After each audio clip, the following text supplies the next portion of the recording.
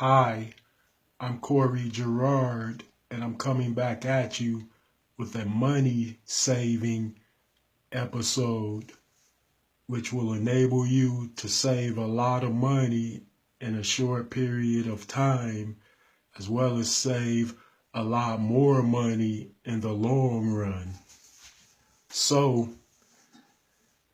this tip will pretty much help you save money, and it's been right in front of your eyes the whole time.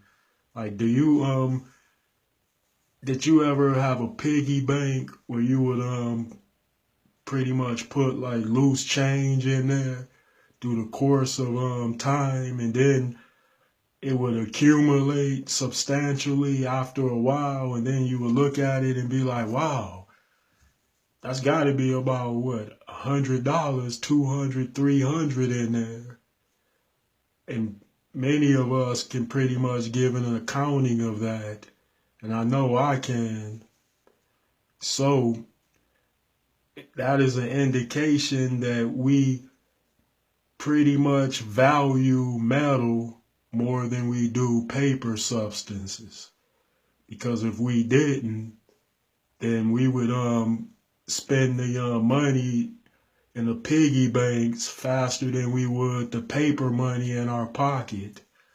So like I said, it's an indication that we are conditioned to value coin change far more than we do paper money, because paper is really paper, which isn't of a precious substance, but we know full well that metallic substances are of precious metals and whatnot, so we tend to place more value on them. So this is my idea, which will pretty much help many save a lot of money, and collectively, just say as a society, we could save billions of dollars a year if y'all would just follow my instructions.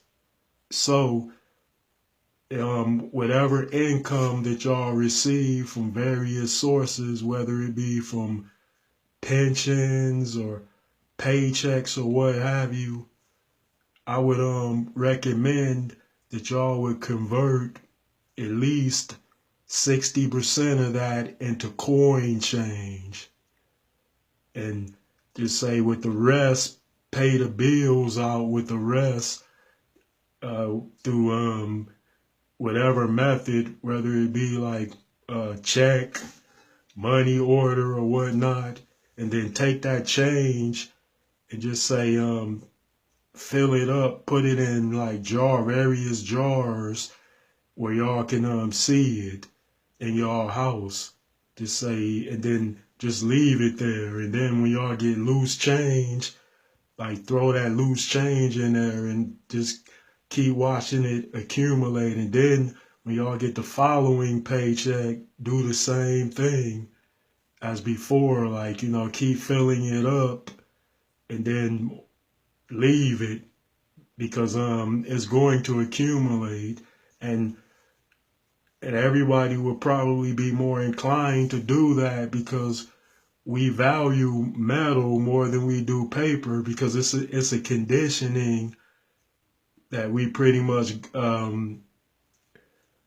we've been conditioned and programmed to value metallic substances more so than we do with paper, because paper comes and goes, but metallics, they're not so, to say rare as such, where they're not so plentiful, where we'll just find ourselves being bombarded with all types of metal substances, because they are just too valuable. And if we would be able to cash out in so many ways, like, take them to the scrap yards and get them changed into money and whatnot.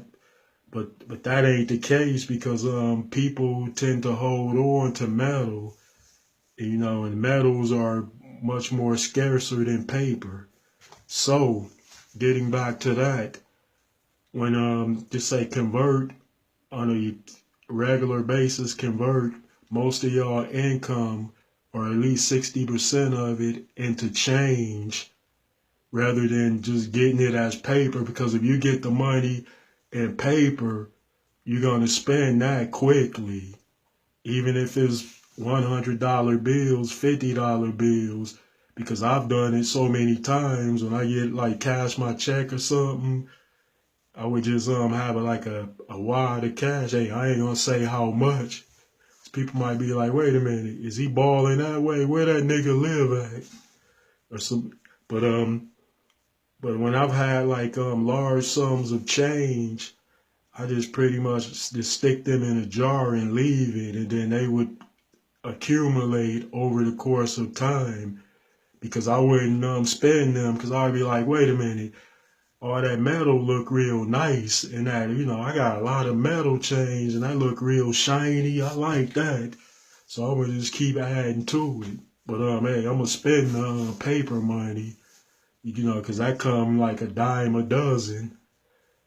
So if everyone like pretty much applies that technique, towards their saving, then they will save a hell of a lot more money.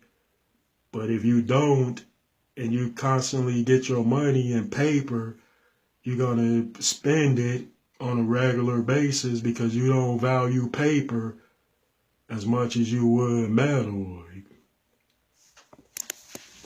So it was another one of my infinite suggestions, and it seems to be a surefire bet to saving a lot of money. But another thing, I know somebody is probably thinking like, man, is you crazy? Because at the end of the year, I might have like $30,000-$40,000 in change in my house. But think about it, you would have $30,000-$40,000 in change.